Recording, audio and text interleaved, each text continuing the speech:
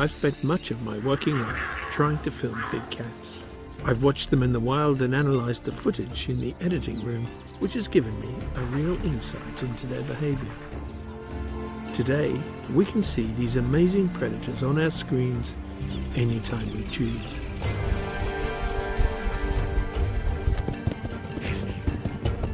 But until quite recently, we knew practically nothing about them.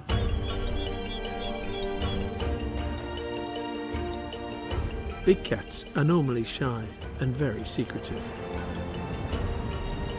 Today, their populations are shrinking fast. But now we have the means to view them in more detail than ever.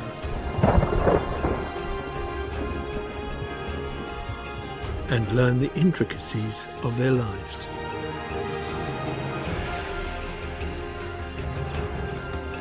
Which is just as well, because we need to find ways of living alongside them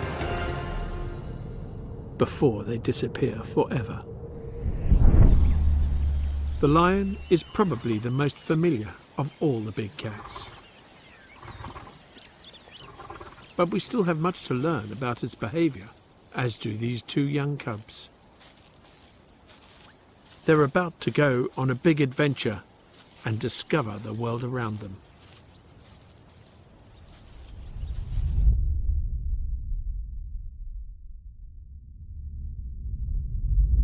The cubs are now about 6 weeks old, and this is their first journey in the open. They have to run to keep up with their mother's brisk pace.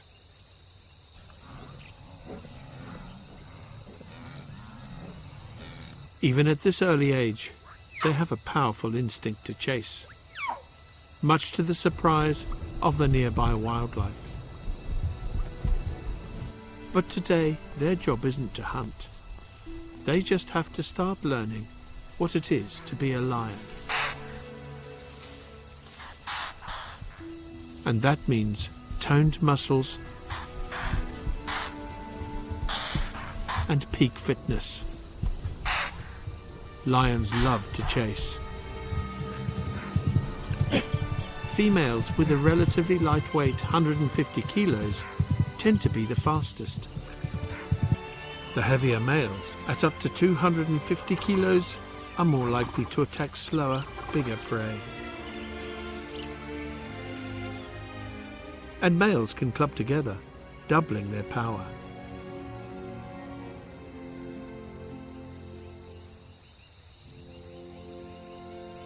Lions differ from all other cats in that they are highly social, forming prides of up to 35 animals.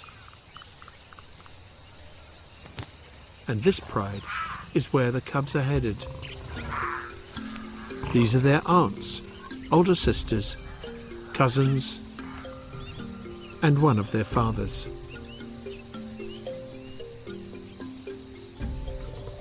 This is their pride.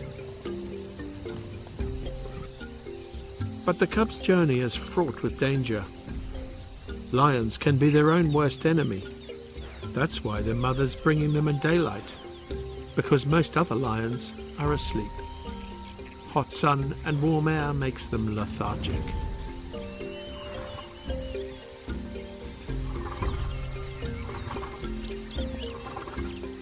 And yet that's when tourists usually get to see lions, giving many people the idea that these cats are in some way lazy and indolent.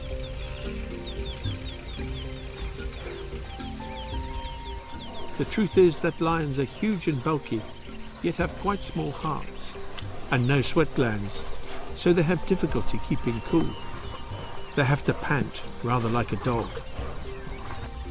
But my time with these extraordinary cats has shown me that lions are far from lazy. Today the pride is easy for the cub's mother to find. In the Mara, a big collection of tourist vehicles is a sure sign the pride is near. The mother is completely used to traffic. Her sisters have been waiting for her. Between them they have 6 other cubs in 3 different age groups, and the mother lets her babies join the group.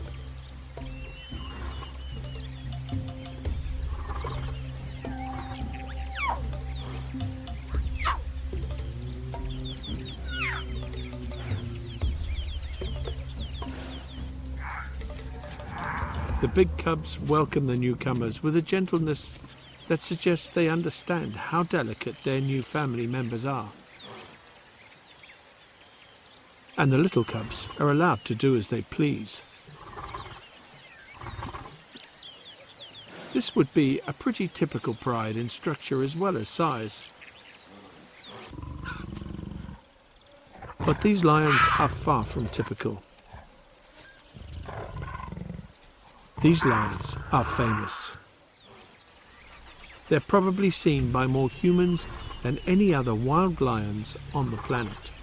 From here, their images will be posted all over the world on Instagram and Twitter. As a result, they're perfectly happy with people as long as they stay in their vehicles.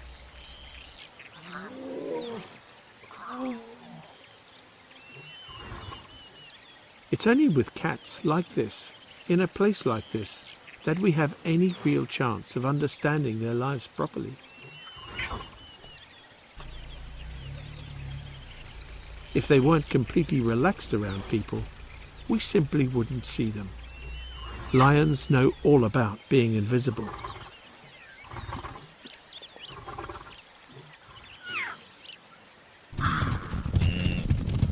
The place is Kenya's Masai Mara, and it's migration time. Huge herds from the south come to graze on the short new growth of grass.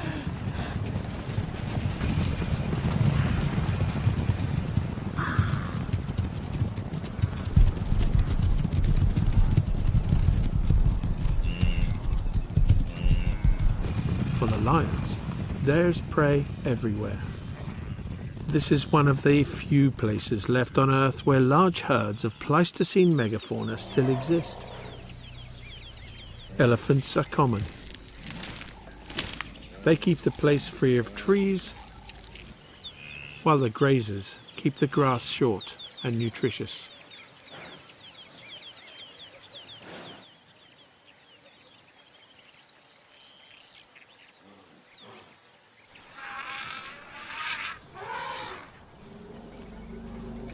And lions have become an integral part of this habitat. Without them, none of this would survive.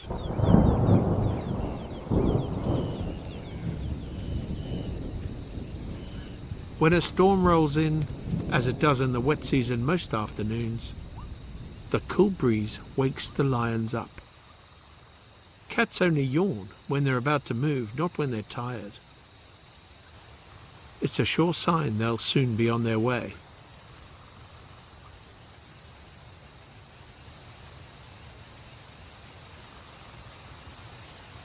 But they're not hunting now.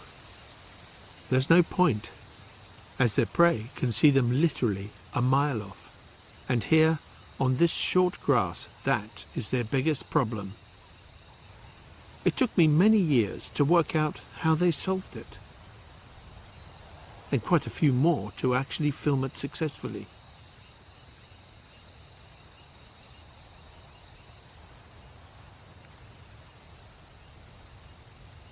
With no cover, these cubs have no chance of getting close.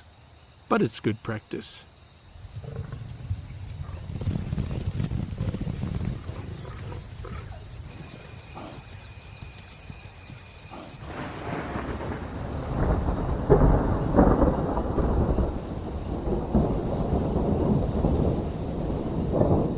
Because of global warming, the storms are now more intense than they used to be.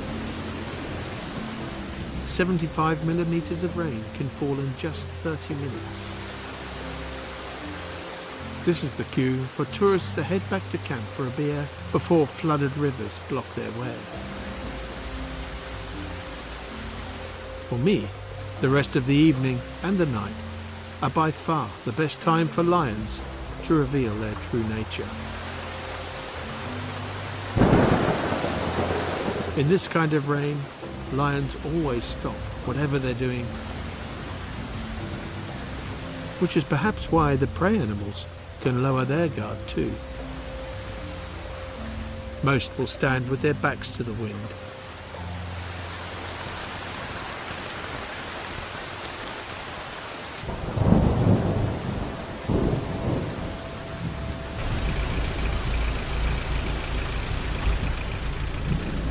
The lions seem impervious to the worst nature can throw at them.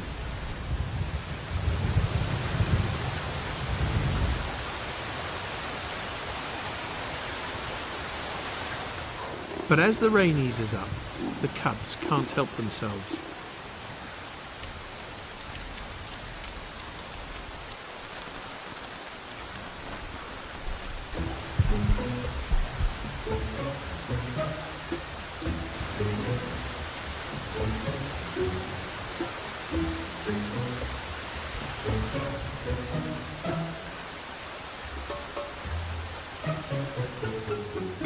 Soon their mothers join in.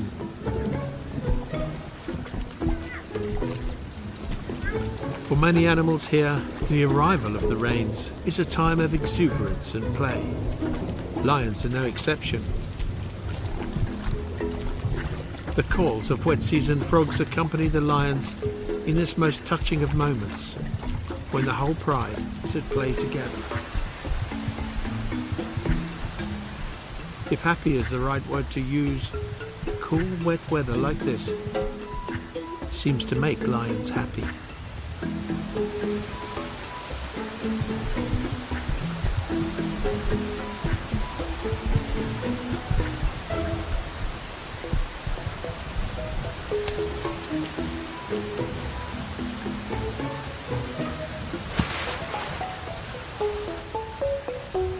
Light levels are dropping fast, and the lions are beginning to think about dinner.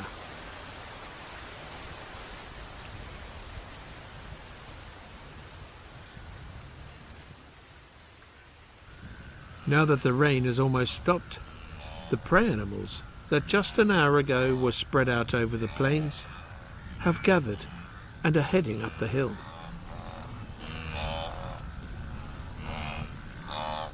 The only explanation I can think of for this behaviour, which happens almost every night, is that the hilltops are further away from the low-lying areas with cover where lions normally hang out. Since there'll be no moon until after midnight, and there's a thick layer of cloud from the storm, it's going to be very, very dark.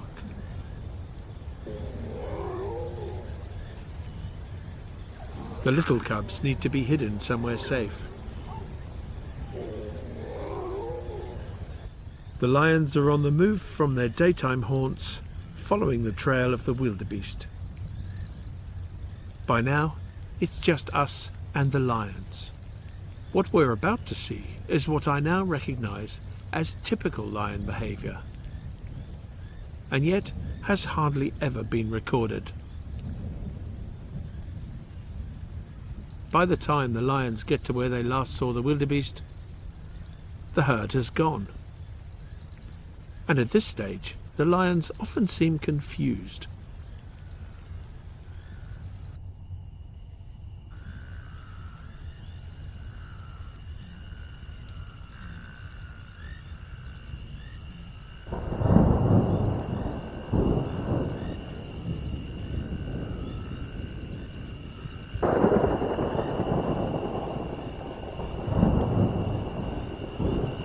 It's now what humans would call pitch black, and no camera can function here without help. The only reason we can see anything at all is because we're using infrared light, which the lions can't see. We also have thermal cameras which detect the heat from the warm bodies of animals. And our vehicle is fitted with infrared lights and driven using infrared night vision goggles. The world that these special cameras reveal is already quite different from the daylight world. Hippos have replaced the wildebeest and zebras, cropping the short tender shoots to a perfect golf course length, using only their huge lips. The nocturnal hippos are very unusual animals. Stranger still, the thermal camera reveals weird temperature variations on their skin. Nobody knows why. They are huge and extremely dangerous, but if we so much as shine visible light on them, they'd run.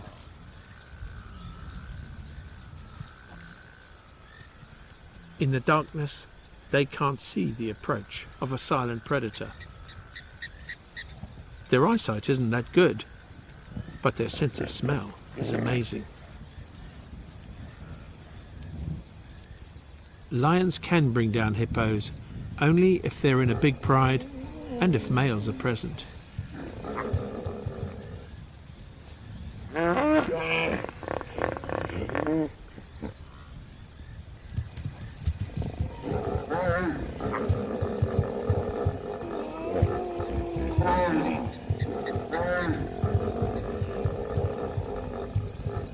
They can kill a lion with a single bite and move surprisingly quickly.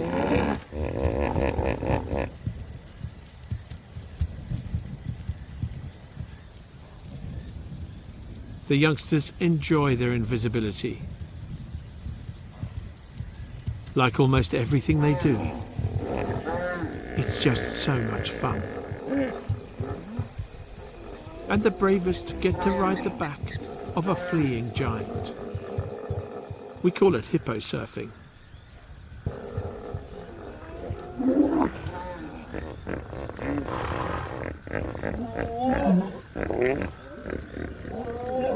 Things are getting a bit out of hand now, so the mothers call everyone in to continue on their mission, getting dinner.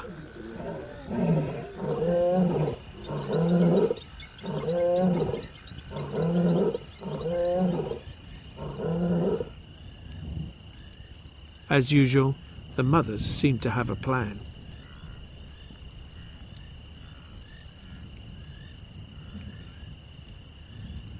Three kilometers away, the nervous wildebeest are on the hilltops and arrange themselves in defensive groups.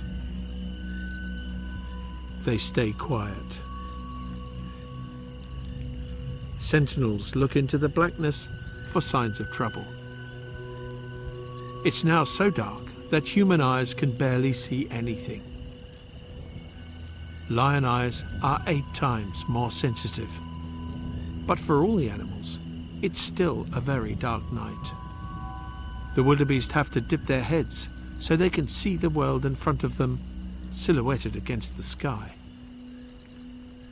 This is the only way they have of seeing a lion. As the cats are countershaded against the dim starlight.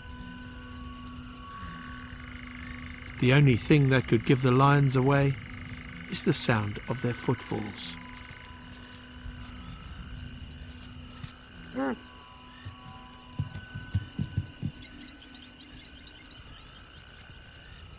If it's quiet for long enough, eventually the whole herd will begin to relax a little and settle down to chew their cuds. All those animals that were spread over the plains in daylight are now silent and occupy far less space. They will be hard to find by accident. But these 4 lionesses know their terrain well and know the habits of wildebeest.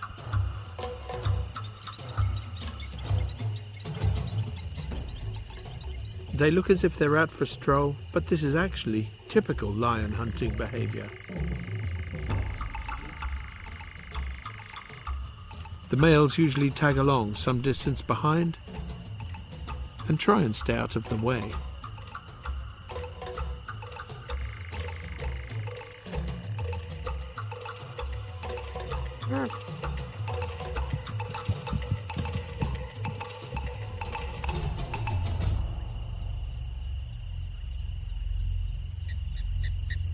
Our biggest problem is to not wake the wildebeest with the sound of our engine.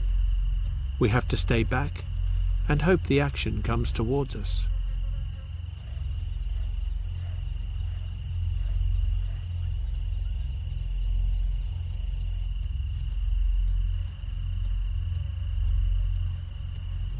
Suddenly, as if they all have a plan, the pride spreads out. What happens now always follows a similar pattern. Every lion seems to be operating independently, even the cubs. Yet appears as if they have a good sense of where the others are and where the herd is.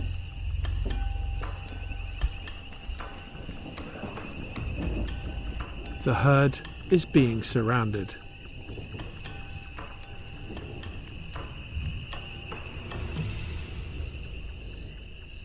When lions approach settled animals like this, they always stop a safe distance to watch and listen for a while.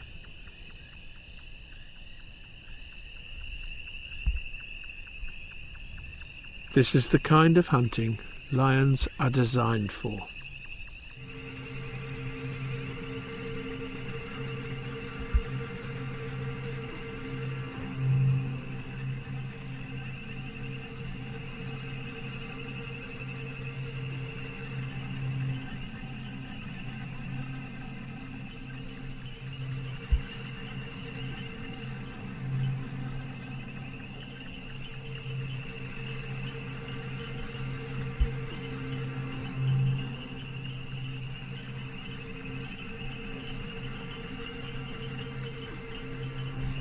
During the day on open plains, they'd never get this close.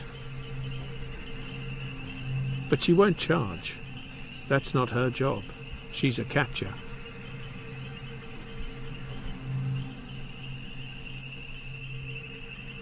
She's waiting for the chaser to pick the right time and place.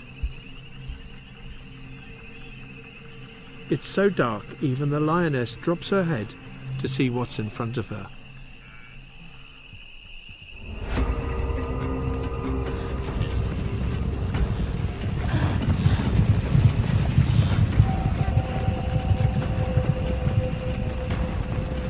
Now the wildebeest are in a state of literally blind panic and drop their heads to get a better view.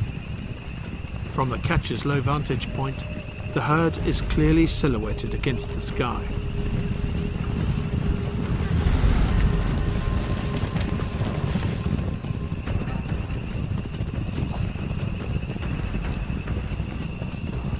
The chaser drives the herd towards where she thinks there might be a lion.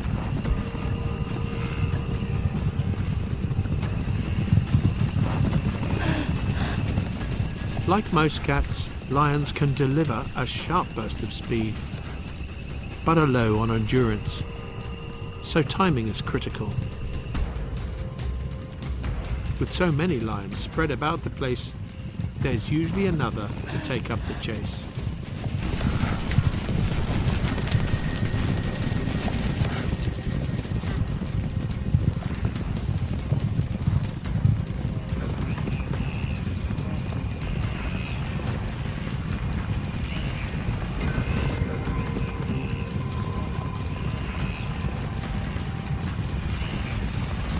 Just to make things more interesting for the wildebeest, hyenas are always attracted to the sound of galloping. They're the lion's only real competition out here, but unlike the lions, hyenas have stamina, which they use to find the weakest members of the herd. If lions are sprinters, hyenas are the middle distance runners.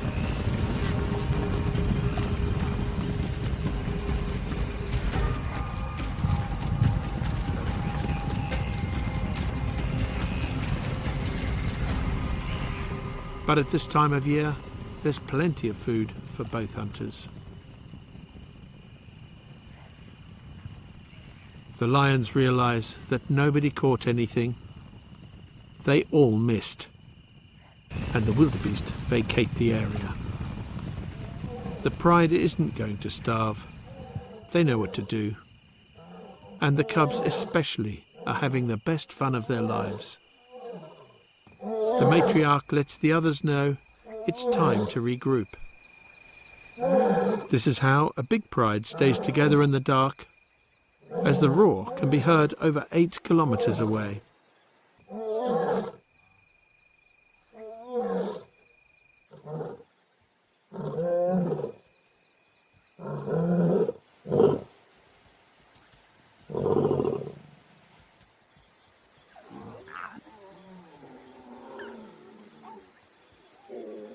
It doesn't take them long to locate another herd.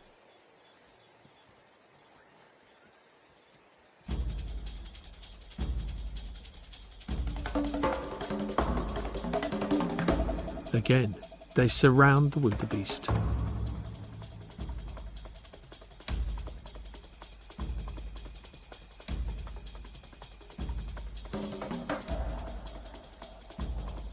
Once again, the chaser gets the ball rolling.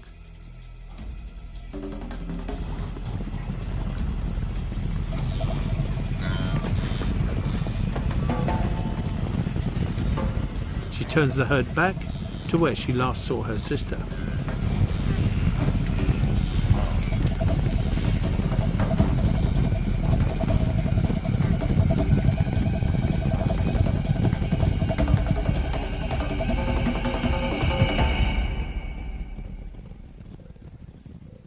She uses her vice-like grip to administer a suffocating bite to the wildebeest's throat.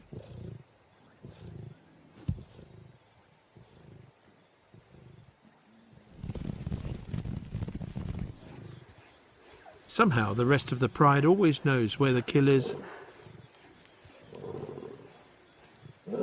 and are soon there too. Although one lioness brought the wildebeest down, it was a group effort.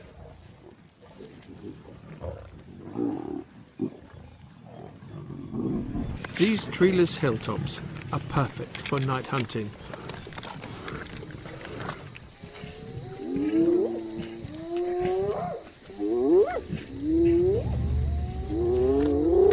But this is the center of hyena territory, and the hyenas are annoyed. The lions have invaded their space and chased the prey away.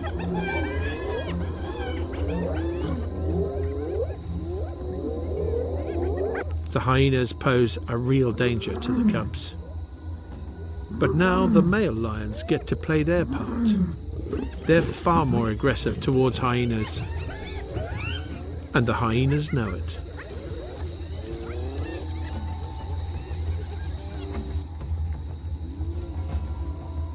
The pride can feed in peace.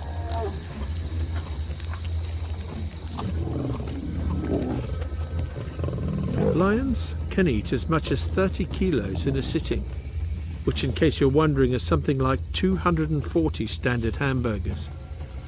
Without the bread, obviously. But it's clear there's nothing lazy about lions. They've barely stopped for the last 6 hours.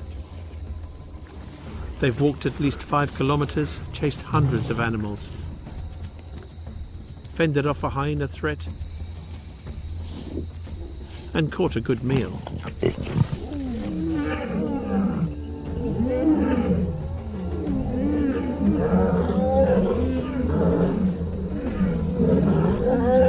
However, that's not the end of this story.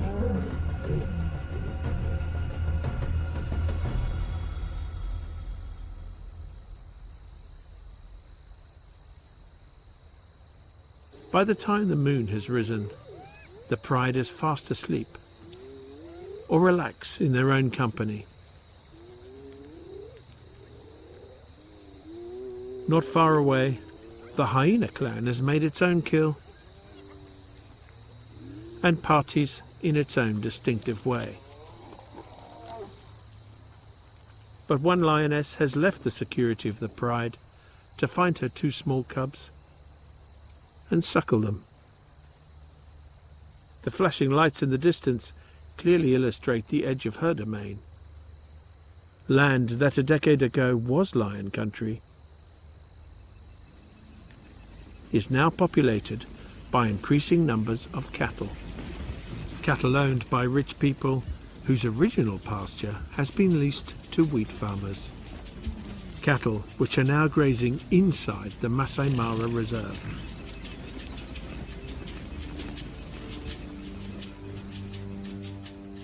The cubs' future is not secure. There are now thought to be fewer than 15,000 lions remaining, a drop of 75% in 50 years. If these cubs don't learn restraint when faced with cattle, they may well be attacked or poisoned, as were their neighbours to the north. And yet, these lions earn millions of dollars for Kenya and the local economy.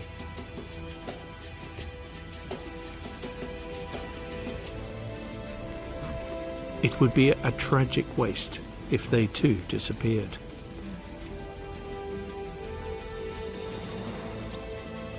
All over the lion's range, cattle, farms, and humans are moving in.